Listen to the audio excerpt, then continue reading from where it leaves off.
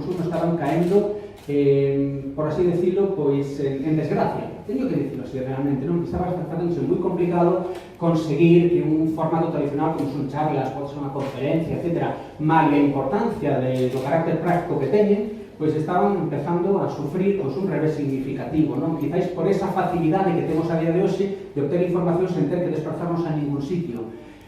Ás veces, evidentemente, a cercanía e esa facilidade é, por suposto, un avance do ser humano, pero ese modelo tradicional creo que sigue conservando moitísimo potencial. E o que queríamos facer, creando a Familia Ben Feito, pois precisamente era utilizar, lembrarle a xente que se poden transmitir mensaxes claras, concisas, sinxelas, e utilizarlos como vehículo además para chegar a todo tipo de perfis, a todo tipo de público, que como podemos ver, como ben dices, hai un momento, Kiko, pois atopamos unha familia do máis normal, na que atopamos xente, que vos podo adiantar, se vos preguntades a que se dedicará cada un deles.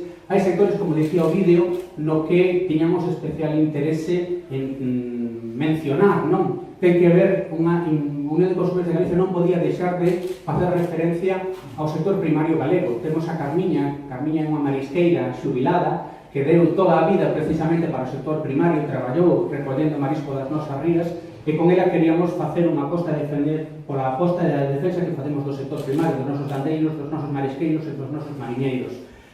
Temos a Suso é fillo de Carmiña, e Suso traballa no ámbito da hostelería e do turismo, porque un dos pilares fundamentales tamén da economía da nosa sociedade galega, e, por suposto, non podía quedar fora de ninguna das formas.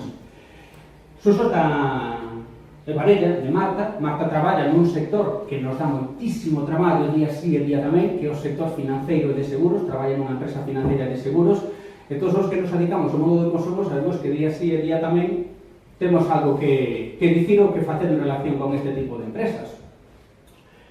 Fermín, que teño que dicir que foi o primeiro, foi unha única confesión que me permitín como non sei, por nai da familia. Sabía que o avó da familia tiñase que chamar Fermín, foi a única imposición que desfixen os meus compañeros da organización.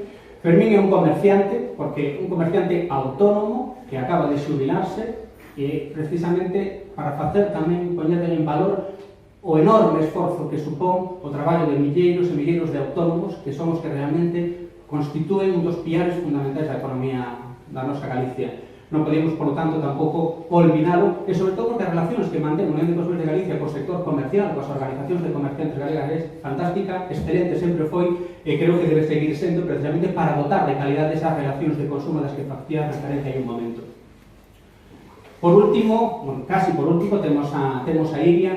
Iria, estudiante universitaria, está estudiando unha carreira relacionada co ámbito sanitario, porque levamos moito tempo dicindo que a sanidade é un dereito fundamental que temos como galegos. O dereito á saúde e o dereito á seguridade é o primeiro dos dereitos que ten un consumidor na nosa comunidade e no noso país, e, por lo tanto, tiña que ter unha presencia importante na conformación da nosa familia.